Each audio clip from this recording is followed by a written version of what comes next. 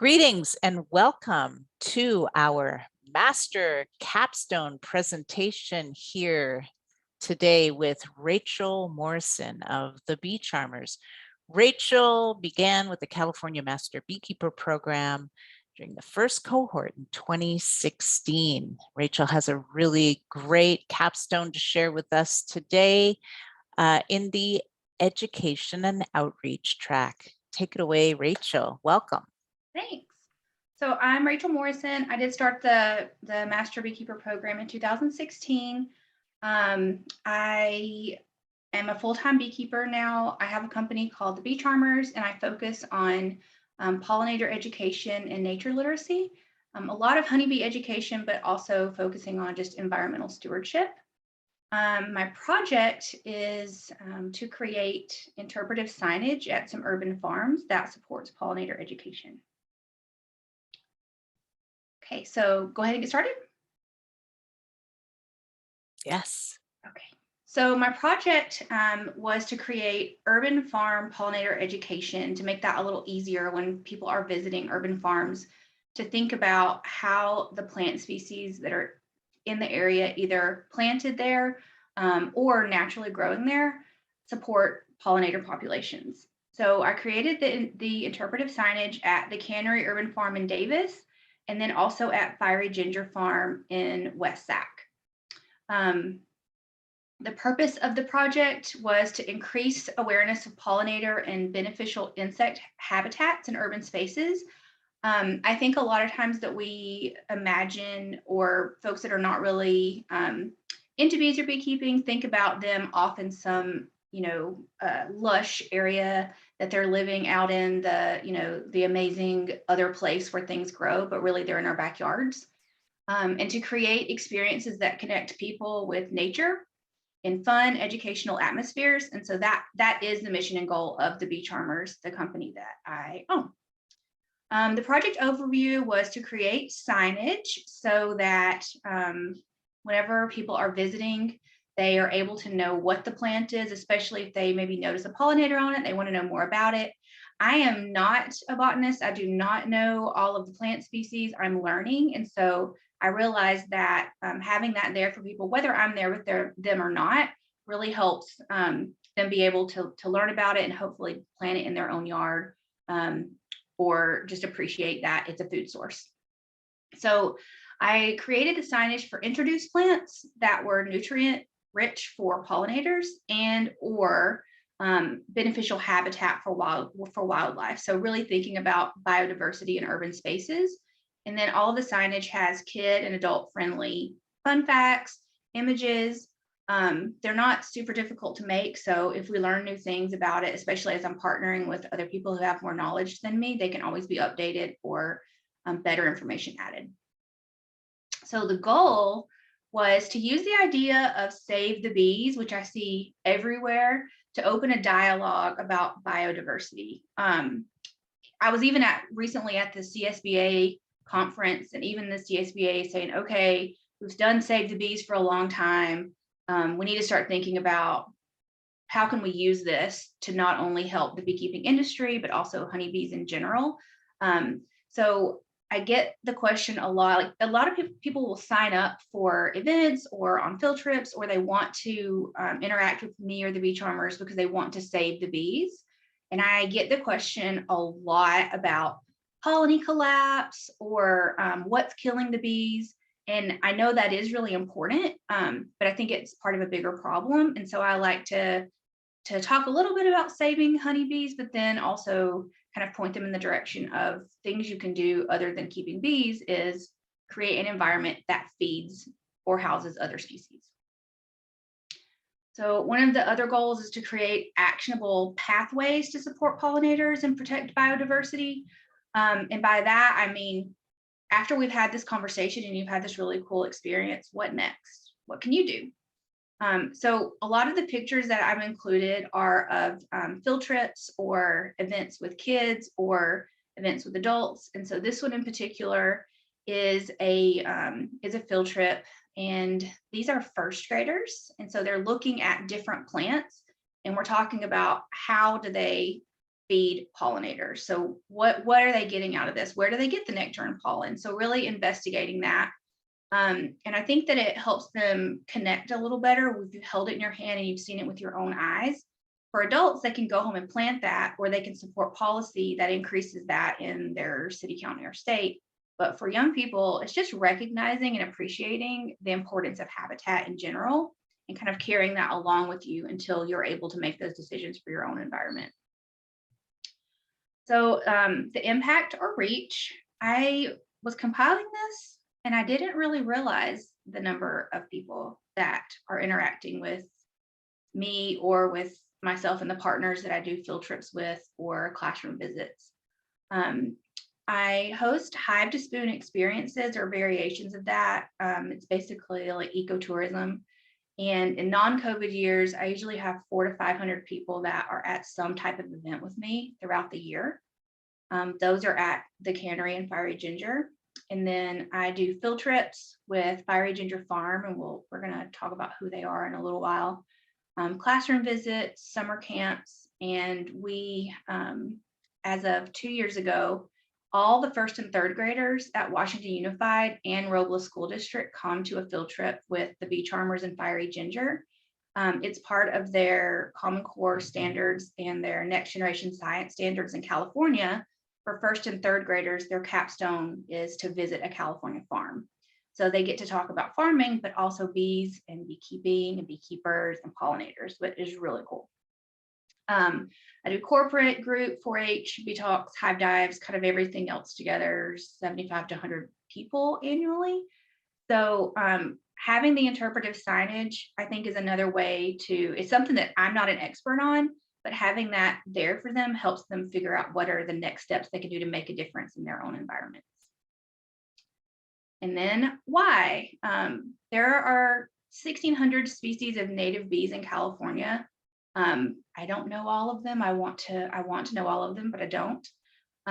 They're really diverse. So I think when I have guests at either farm and we're doing, I call them pollinator hunts or hive to spoon experiences, and they're either seeing up close or capturing and looking at different pollinators, a lot of times they thought it was a fly. They thought it was some kind of stinging bug they're scared of. They've been spraying pesticide on them maybe in their yards. So getting a better look at that and just noticing how many different things maybe they've never looked down and seen the small things around them, I think really helps them think about protecting them or at least appreciating them in some way. And then educating about their forage needs, I think really helps people think beyond seeing honeybees in their yard or just planting for beauty and planting things that are more helpful to honeybees and native pollinators. So one of the places where I added the interpretive signage was the Cannery Urban Farm. That's in Davis. It's part of the City of Davis's open space program. It's 7 acres. It's an agricultural buffer zone. So on one side, it's alfalfa or sunflowers or whatever they're growing at the time. And on the other side is an urban farm. It's part of what they called an agrihood when it was originally developed. But not just the residents of that subdivision use it. It's a walking trail and recreational area. So it's open to any residents. It's completely public. And the hedgerow goes along the entire 7-acre border of that.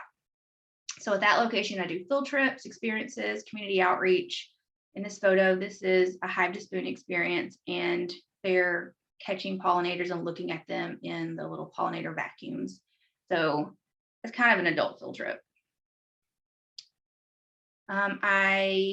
Starting this year, the Spork Food Hub is going to be leasing the cannery with me. We have a 3-year agreement. They are a part of Fiery Ginger Farm, and they're an aggregate for locally grown school food. So part of the field trip visits, when they're looking at pollinators, they're also planting or picking, washing, doing yum-yup tests on different foods. So hopefully they're seeing the food in the field, they're meeting the farmer, they're meeting the bee that pollinated it, and they're having it at their school lunch. That space is going to be a collaboration with Spork, and then the Tawser Apiaries and Solobee Farms is also partnering, and Leaf and Lark is a greenhouse there, and she grows all native plant starters. So it's a really good collaboration because she adds new native plants to the hedgerow or the farm, and I create signage for it so that other people can know what it is and why it's important, and also for myself so that I'm giving accurate information whenever I'm describing things to people who are visiting. And then Project APISM, we got the Seeds for Bees grant this year. So the 3-acre farm area, that's part of that entire urban farm. There's an orchard, flower garden, and then 3 acres will be Seeds for Bees cover crop, at least for the next year. So we're really excited about that. You can see in the photo, this is, I think that these are 3rd or 4th graders. It's been a while. You can see they're not wearing masks. So the last time I saw their cute little faces. They're doing the waggle dance. So I used the Girl Next Door Honey Story of Bees. I got an expansion pack and laminated all the pieces.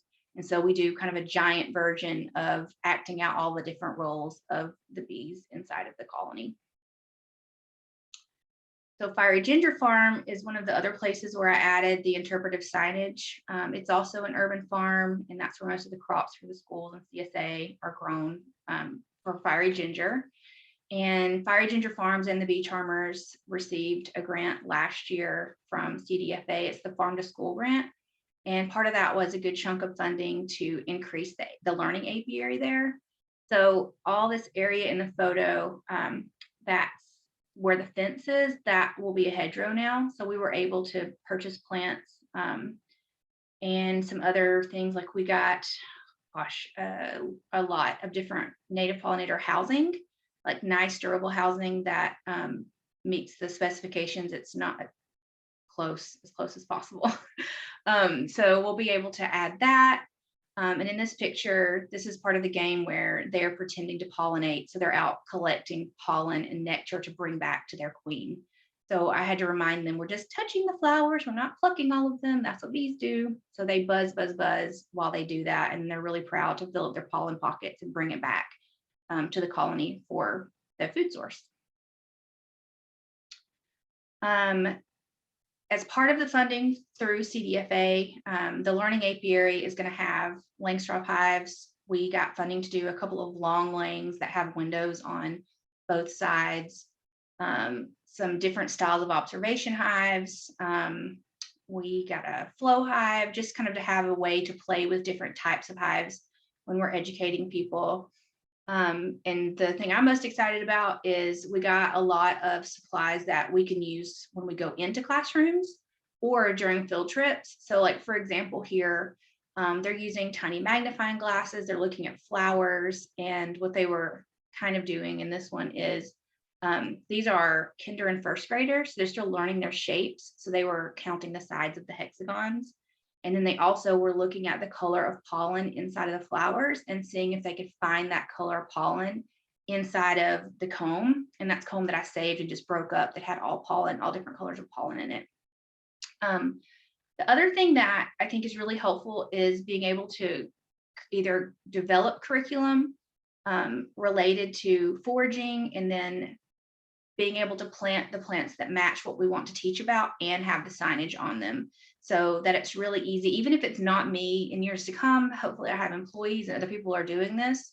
It's really easy to do this over and over and over again, and it'll live on even if I'm not on these farms. So the big questions that I always get without fail, especially from adults, are how can I help pollinators? What flower is this? What bug is this?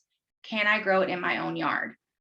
I do not have it all in my head. So I think that this interpretive signage is going to be really great. I have most of them done, and I'm still adding as things bloom and we find them and we decide if we want to label them or not. It's constantly being updated and added so it matches the environment. So having the tools to be able to identify different pollinators and beneficial insects, and also having a permanent signage for the different plants, I think, especially because it's a public space at the cannery, lets people investigate on their own or have a guide, me or someone else. So I love native pollinators. I want to know all of their little names and know all their little faces, but I don't, but I'm working on it. So we were really excited to be able to add all of this information here. So pollinator spotting for kids, an example of how they're using this is they're catching different types of pollinators, trying to figure out what they are. I use the Great Sunflower Project curriculum, especially with youth like Girl Scouts or 4-H groups. They find a sit spot and they're observing and tallying either how many different pollinators visit the same flower or how many times the same pollinator visits the flower. And then at the end, we do kind of a debrief where they search for patterns and share information with each other. And we talk about the why or how part. And then here you can see they're also looking at other types of pollinators like a ladybug, and they're able to see the insects really close up using the bug vacuums. This is a 4-H group.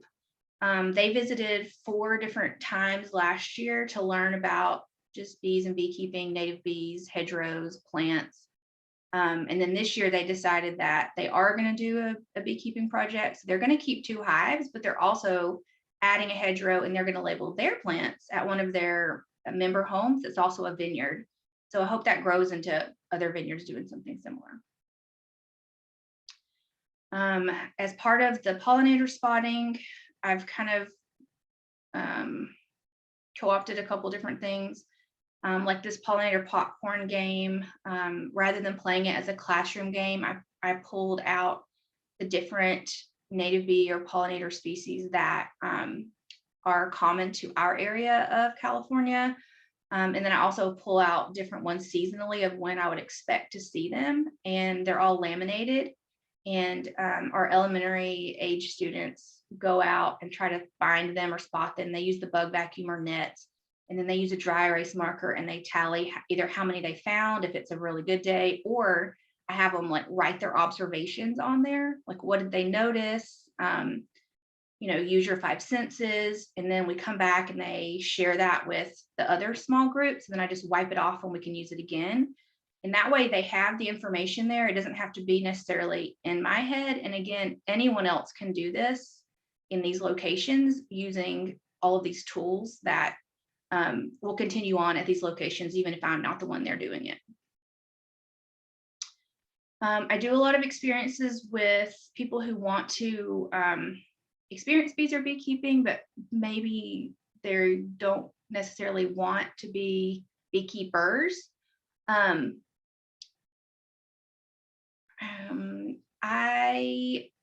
I feel like I'm at a point in my journey where I'm still teaching beekeeping classes, and I love beekeeping and I love being a beekeeper. And I think it's a great hobby, but a lot of times I will suggest other ways to help bees or save the bees other than purchasing a package or a nuke and keeping bees in your backyard. And I work for a company that sells bees, so I'm not against the hobby of beekeeping, but I feel like I spend a lot of my time with the Beecharmers helping people see how magical and amazing bees are, but give them a lot of different options to help bees and beekeepers and be a part of bees and beekeeping, but maybe not necessarily taking on caring for the long-term health of honeybees. So here is the kind of how the project was started. So I just mapped out, this is the cannery. I mapped out all the different plants that I found. And I went back and I had Alex with Leaf and Lark, who is almost an expert in native plants and plants in general. And then I have some friends at Soilborn that work through elderberry, and I had them double check me with my photos and kind of decide which of these do we think were most important to label and why. And again, this is a work in progress, and I really love doing it. So I think that it'll kind of continue as things change at both locations.